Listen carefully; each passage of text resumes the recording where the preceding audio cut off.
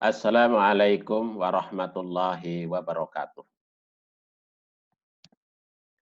Alhamdulillahirabbil alamin wassalatu wassalamu ala asrofil mursalin. La haula wala quwata illa billahil aliyil azim amma ba'd.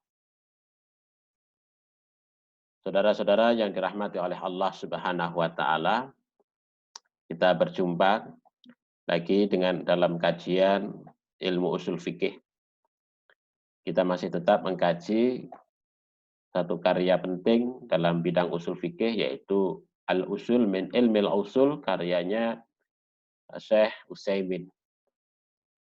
Mudah-mudahan dengan kita mengkaji usul fikih ini semakin memperluas pengetahuan kita tentang Al-Qur'anul Karim. Saudara-saudara yang dirahmati oleh Allah Subhanahu wa taala, dalam kesempatan kali ini kita akan mengkaji tentang al-ilmu atau tentang masalah ilmu. Nah, konsep ilmu penting untuk kita ketahui karena ini menjadi paradigma di dalam kita mengetahui tingkat kebenaran di dalam kajian usul fikih atau dalam kajian hukum Islam. Di sini Syekh Utsaimin memberikan satu definisi tentang tentang ilmu dan juga nanti memberikan satu pembagian tentang ilmu itu menurut usul fikih. Di dalam kesempatan ini beliau menyatakan ta'rifuhu, definisinya, hunya itu kembali kepada ala ilmu. Yaitu maksudnya definisi ilmu. Menurut beliau, ala ilmu idraku syai'i ala ma huwa alaihi idrakan jaziman. Yang namanya ilmu adalah mengetahui sesuatu, idraku syai' ala ma huwa alaihi, sesuai dengan apa yang ada pada dirinya, sesuai dengan selaras ataupun sesuai dengan apa adanya, idrokan jaziman, dengan pengetahuan yang tuntas. Jadi ilmu adalah mengetahui seluk-beluk sesuatu itu betul-betul sampai tuntas, sehingga kemudian kita tidak salah tafsirkan, salah memahami tentang sesuatu itu. Karena kalau itu salah, itu bisa berbahaya. Nah, dalam konsep usul fikih yang namanya ilmu itu adalah ketika kita itu memahami betul tentang aspek sesuatu itu seluk-beluknya dengan pengetahuan yang tuntas. Seperti apa? Ka'idroki anal kulla akbaru minal juz'i. Ka'idroki seperti pengetahuan anal kulla, sesungguhnya keseluruhan itu akbar, lebih besar minal juz'i, dari yang hanya sebagian. Nah, ini sebagai contoh umpamanya kita ngerti bahwasanya rumah itu lebih besar tentunya dari dindingnya. Ini pengetahuan umum. Nggak mungkin kok dindingnya lebih besar daripada rumah itu sendiri. Karena dinding itu hanya sebagian daripada rumah. Sementara rumah itu adalah ada dinding, ada tiang, ya, ada atap, ya, dan yang lain-lain. Maka tidak mungkin secara logik, ya, bahwa dinding itu kok akan lebih besar daripada rumah itu sendiri. Nah, inilah yang dimaksud dengan pengetahuan yang yang menyeluruh. Anal kul akbar minal juz. Sesungguhnya keseluruhan itu lebih besar daripada hanya yang sebagian. Kemudian juga wa anan niyata syartun fil ibadah. Sesungguhnya niat itu, wa anan niyata, sesungguhnya niat itu syartun, merupakan satu syarat. Satu syarat atau sahnya syarat sahnya ibadah. syarat dalam satu ibadah. Ini merupakan satu pengetahuan umum karena ibadah kita itu sangat bergantung dari niat kita.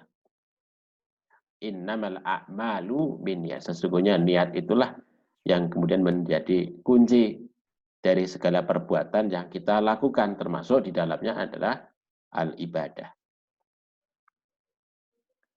Kemudian Syekh Utsaimin menjelaskan lebih lanjut, fa kharaja bi qaulina, maka tidak termasuk dalam definisi yang kita ungkapkan bi qaulina, atau tidak termasuk dalam perkataan kami, maksudnya definisi ini ya. Yaitu apa? Idraku syai'. Pengetahuan sesuatu itu tidak termasuk di dalamnya adalah adamul idrak bi kulliyah. Tanpa mengetahui bil kulliyati secara keseluruhan. Ya, secara global atau secara keseluruhan. Ya.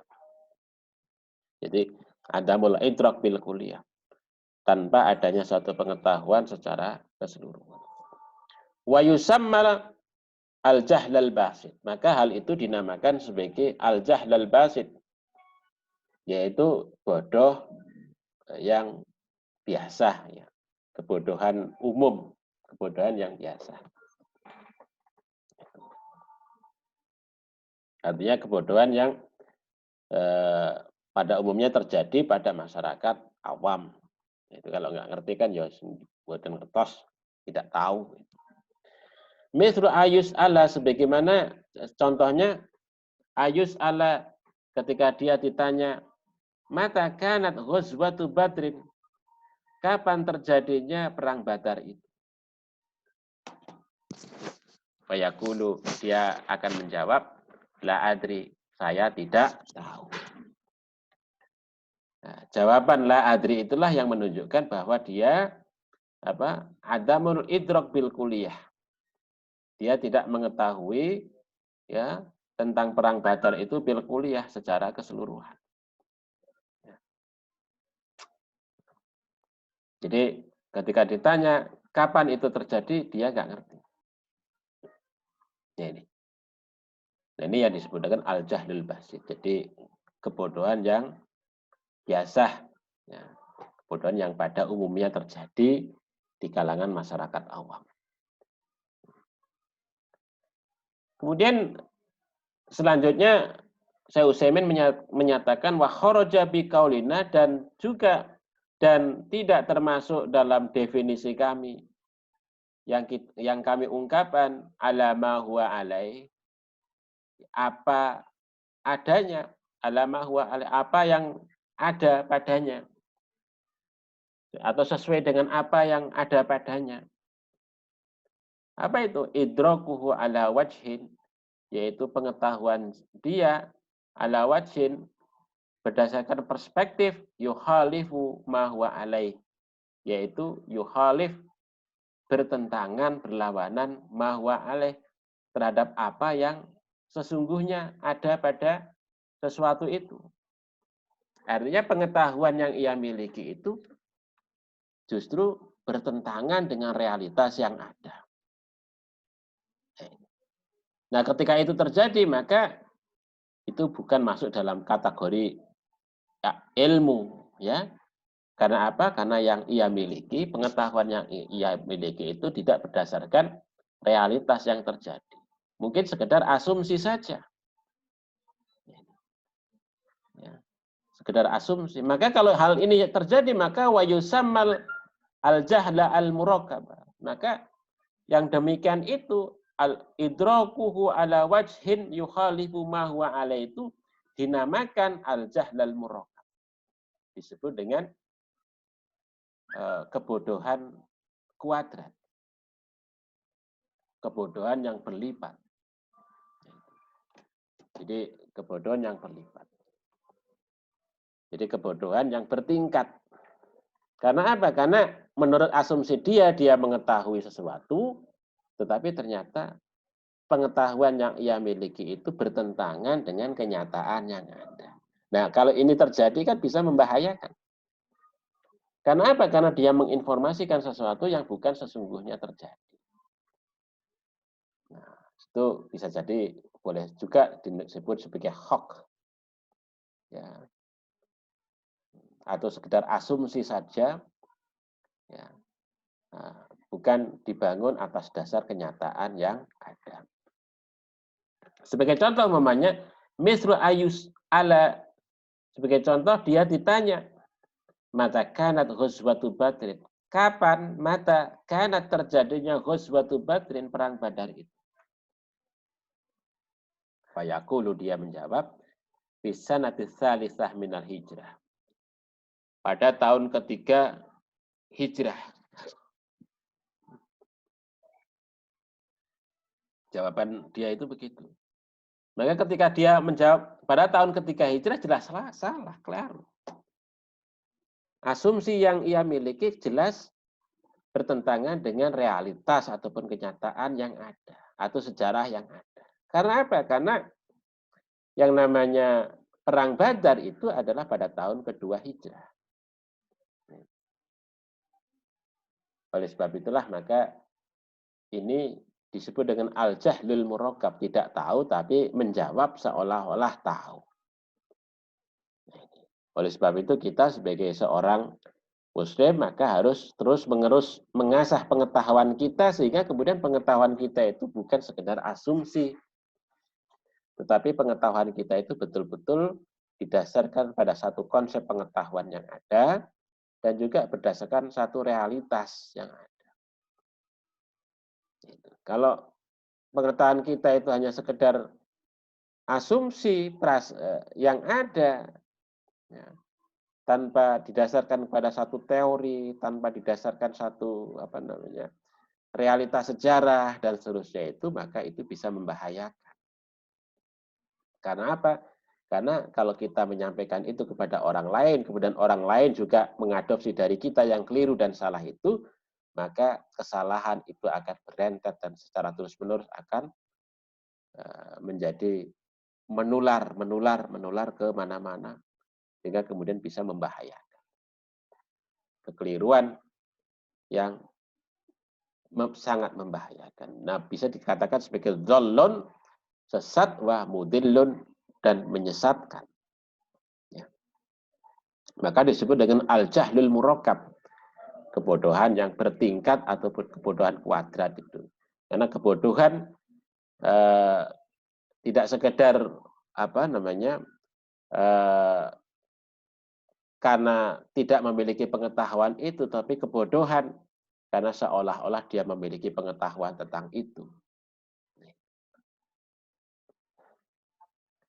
Kemudian yang selanjutnya, wa kharaja biqaulina, dan bukan termasuk dalam definisi kita, definisi kami. Apa itu? Idrokan jaziman, yaitu pengetahuan yang tuntas. Jadi dalam definisi tadi diungkapkan dengan idrokan jaziman, yaitu pengetahuan yang tuntas.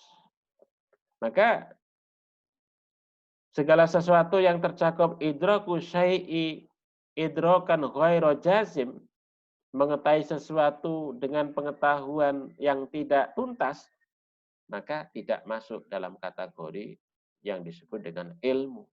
Karena syarat ilmu itu adalah idrokan jaziman. Pengetahuan harus tuntas. Kalau pengetahuan itu hanya sekedar sepotong-potong, itu tidak disebut sebagai sebuah pengetahuan. Sebuah ilmu. Mengapa begitu? Bikhaitsu yahtamilu indahu ayyakuna ala ghairil wajhi alladzi adrakahu. Boleh jadi yahtamilu indahu. Bikhaitsu boleh jadi yahtamilu berpotensi indahu, segala apa yang ada pada dirinya atau pengetahuan yang ada di dirinya itu tadi, ayakuna menjadi ala ghairil wajhi. Tidak selaras dengan apa yang ada. Alladzi adrakahu, yang ia dapatkan. Karena tidak tuntas pengetahuan itu, cuma sepotong-potong, maka apa yang ia miliki itu nantinya kesimpulannya itu bisa salah. menyimpulkan sesuatu bisa keliru. Ya, karena itu berpotensi. Nah, ya ibaratnya kayak seperti orang dalam kegelapan, ya di dalam kegelapan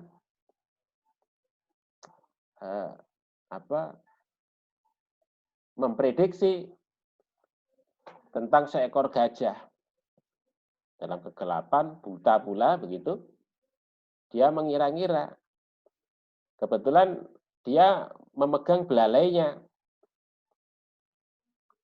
Kemudian ditanya, bagaimana gajah itu? Oh, gajah itu adalah seperti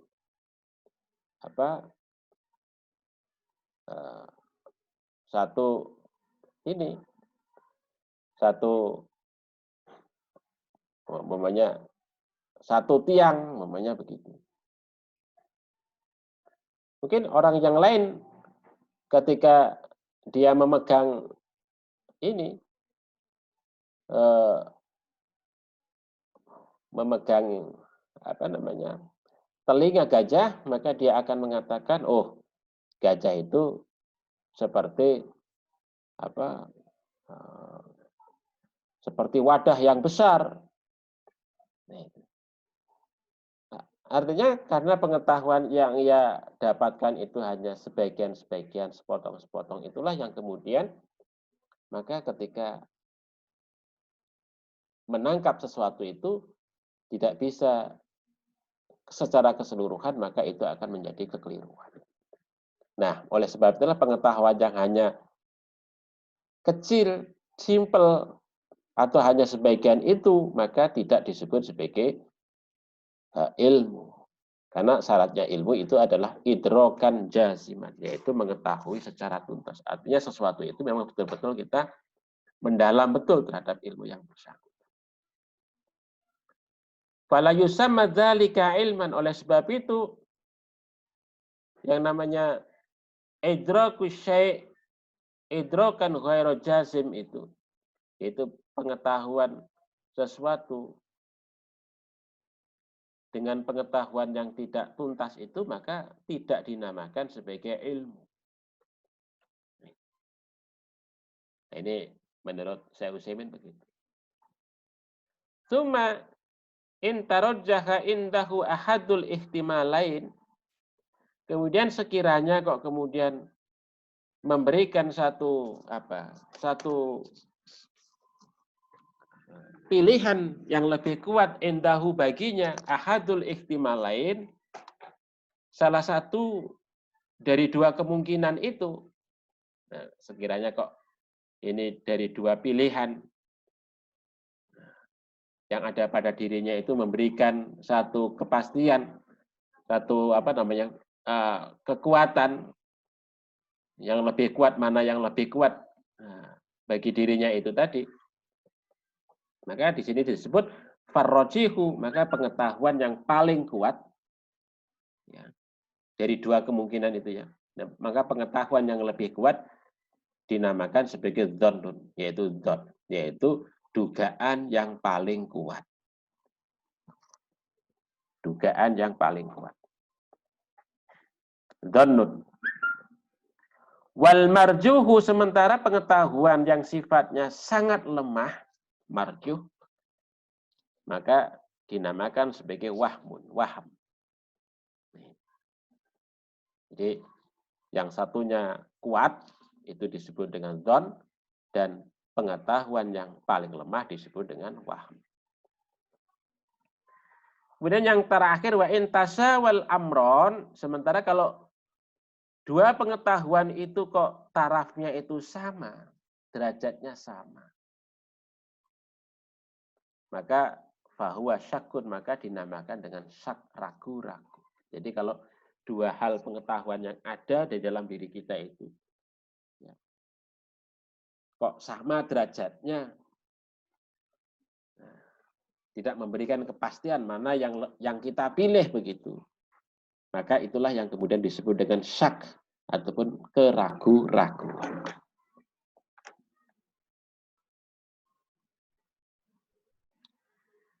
Kemudian Yang selanjutnya saya Utsaimin menjelaskan wa bihadza, dan dengan ini tabayyan, menjadi jelas. Ana ta'alluqal idraki bi syai'i, sesungguhnya keterkaitan pengetahuan bil asya'i, dengan sesuatu, kalati, sebagai berikut. Ini Syekh Utsaimin memberikan penjelasan terma-terma yang penting terkait dengan sampainya kita kepada suatu pengetahuan. Yang pertama adalah ilmun. Apa itu? Wahwa idrakus syai', yaitu mengetahui sesuatu ala ma huwa alai, ya, sebagaimana apa adanya, idrakan jasiman, dengan pengetahuan yang tuntas. Itu yang pertama. Jadi yang namanya ilmu dikatakan sebagai orang yang alim, yaitu ketika dia mengetahui sesuatu itu sebagaimana apa adanya yang ia ketahui itu, dengan pengetahuan yang betul-betul tuntas. Tidak separuh-separuh atau hanya sekedar cuma sedikit. Kemudian yang kedua adalah jahlun basit, yaitu bodoh, kebodohan yang biasa.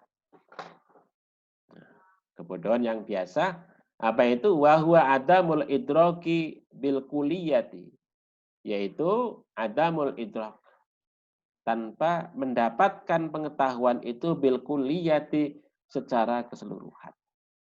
Tanpa mendapatkan pengetahuan secara keseluruhan. Jadi sama sekali tidak tahu. Itu namanya jahlun basit. Ini pada umumnya biasanya dimiliki oleh orang-orang awam. Kemudian yang ketiga adalah jahlun murakkab, yaitu kebodohan bertingkat atau juga kebodohan kuadrat. Apa itu? Wa huwa idraku syai' ala wajhin yukhalifu ma huwa alaih. Maksudnya adalah wa huwa idraku syai', yaitu dia mendapatkan pengetahuan terhadap sesuatu ala wajhin, berdasarkan satu perspektif, yukhalifu ma huwa alaih, yang bertentangan dengan apa yang sesungguhnya. Jadi ketika dia mendapatkan satu pemahaman, perspektif terhadap sesuatu yang bertentangan dengan sesuatu, itulah yang kemudian disebut dengan jahlun murakkab, kebodohan yang bertingkat. Nah, dalam konteks yang kedua dan ketiga inilah dalam konteks usul fikih harus dihindari. Jahlun basit, ya, jahlun murakkab. Ya, jahlun murakkab itu dalam tingkat tertentu, wah, ini bisa membahayakan. Karena apa? Karena dia itu menyatakan sesuatu seolah-olah itu benar, tetapi ternyata berbeda dengan realitas. Nah, ini enggak boleh. Ya, enggak boleh, karena itu bisa sesat dan menyesatkan. Dhallun wa mudillun. Dalam konteks sekarang mungkin hoax itu tadi. Menyatakan sesuatu tetapi ternyata berbeda dengan realitas yang ada. Hoax. Itu. Seolah-olah benar tetapi sesungguhnya bukan itu. Nah, ini. Kemudian yang keempat adalah dhannun. Dan ini dugaan kuat. Apa itu? Wahwa idraku syai', yaitu dia mendapatkan pengetahuan tentang sesuatu. Idraku syai', mendapatkan pengetahuan tentang sesuatu, ma'ahtimali.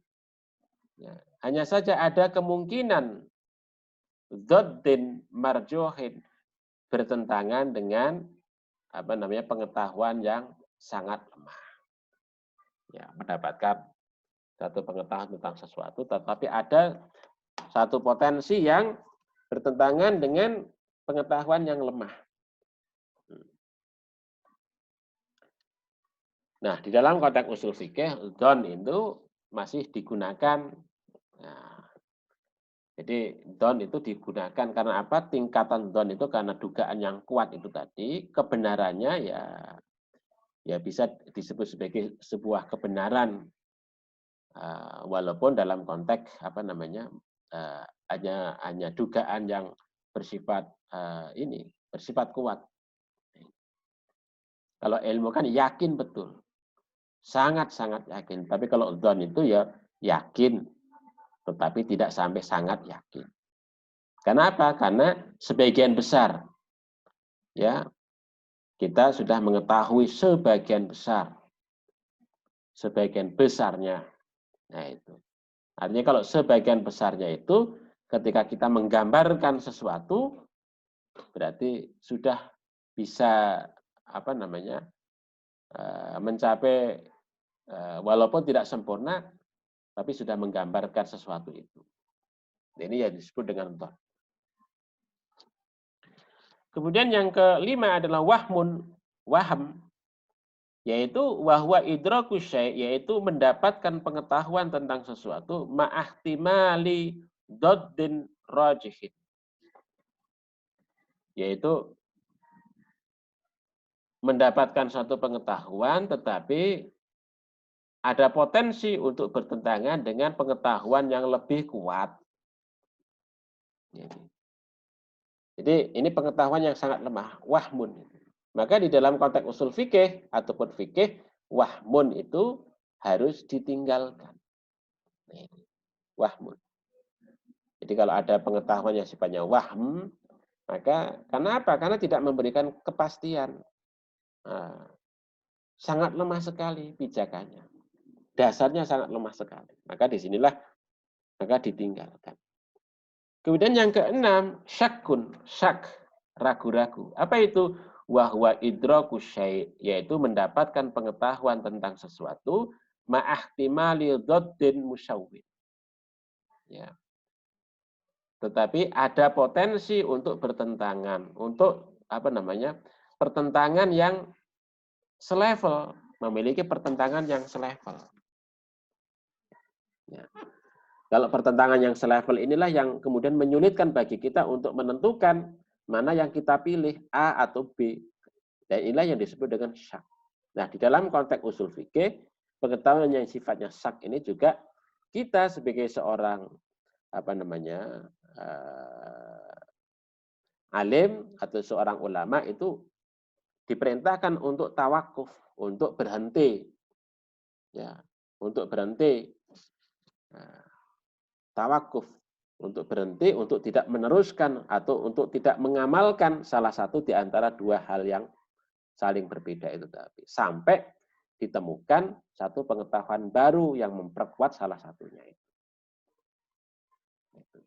Jadi di dalam konteks usul fikih yang digunakan adalah dua hal, yaitu yang pertama terkait dengan al-ilmu, dan yang kedua yang disebut dengan apa namanya dhannu. Nah, itu dua hal itulah yang kemudian menjadi pijakan di dalam pengembangan ilmu usul fikih. Ya.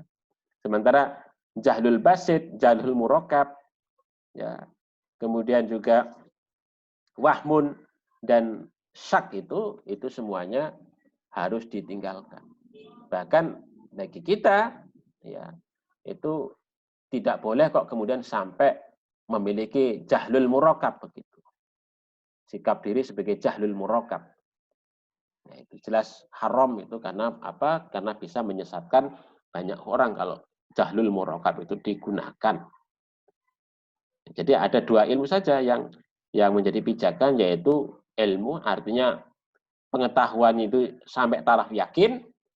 Kemudian yang kedua dhannun, yaitu pengetahuan itu sampai taraf dugaan yang sangat besar. Ini apa namanya yang menjadi pijakan di dalam usul fikih. Kemudian aqsamul ilmi, Syekh Utsaimin membedakan ilmu, ya. Jadi beliau menyatakan aqsamul ilmi, pembagian ilmu. Beliau di sini membedakan dua kategori ilmu. Dia menyatakan yang qasimul ilmu, ya, ila qismain. Ya. Ilmu terbagi ila qismain kepada dua kelompok. apa itu daruriyin wa nadhariyin, yaitu ilmu yang sifatnya daruri dan ilmu yang sifatnya nadhari. Yang pertama adalah fad-daruri. Adapun ilmu yang bersifat daruri adalah ma yakunu idrakul ma'lumi fi daruriyan, yaitu segala sesuatu ma yakunu, segala sesuatu yakunu idrakul ma'lum, ya, mendapatkan sesuatu yang diketahui itu adalah darurian, sifatnya adalah daruri. Maksudnya sifatnya daruri itu sifatnya sesuatu yang merupakan satu keharusan yang ada di dalam diri kita itu, melekat di dalam diri kita itu. Pengetahuan yang melekat di dalam diri kita itu. Bihaitsu yatarru ilaihi min ghairi nadharin. Sehingga kemudian yatarru ilaihi. Sehingga menjadi suatu keharusan baginya, menjadi suatu keterpaksaan baginya, ya, min ghairi nadrin, tanpa melalui proses pemikiran, nalar, walas tidlali, tidak pula melalui proses pendalilan. Jadi sifat pengetahuan itu adalah merupakan satu keharusan yang ada di dalam dirinya karena pengetahuan itu melekat.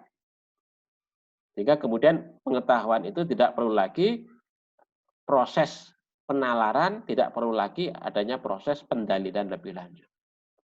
Seperti apa? Kala ilmi, seperti pengetahuan bi anal kulla, bahwasanya keseluruhan itu akbar, lebih besar minal juz'i, dari yang sebagian. Ini kan sifatnya daruri. Ya. Umpamanya rumah itu tentu lebih besar daripada dindingnya. Rumah lebih besar daripada tiangnya. Nggak mungkin kok dinding ataupun tiang ini lebih besar dari rumah itu sendiri. Ini kan pengetahuan yang sifatnya daruri. Sesuatu yang melekat di dalam otak kita, pemikiran kita. Wa anan narul haratun, sesungguhnya api itu adalah memiliki sifat yang harrah, panas. Ini anak kecil sampai dewasa bahwa ngerti kalau api itu ya panas dan membakar. Ini pengetahuan yang sifatnya umum, daruri. Dan wa anna Muhammadan Rasulullah, bahwasanya sesungguhnya Nabi Muhammad Shallallahu Alaihi Wasallam itu adalah merupakan utusan Allah Subhanahu Wa Taala. Jadi maksudnya pengetahuan yang sifatnya daruri itu adalah pengetahuan yang tidak perlu pembuktian lagi bagi kita, karena itu sudah menjadi pengetahuan yang bersifat umum. Kemudian yang kedua adalah wan nadhari, pengetahuan yang sifatnya nadhari, nalar. Apa itu? Mayah taju ila nadharin, yaitu segala sesuatu yang membutuhkan kepada penalaran, wastidlalin, dan membutuhkan kepada pendalilan. Jadi untuk kita yakin pada satu pengetahuan itu kita butuh penalaran, butuh dalil. Tanpa adanya penalaran, tanpa adanya satu dalil, maka kita nggak ngerti. Ya, nggak ngerti.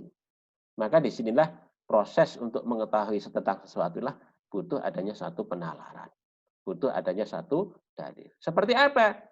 Kal ilmi biwujubun niyati fis shalah, seperti pengetahuan tentang wajibnya niat di dalam sholat.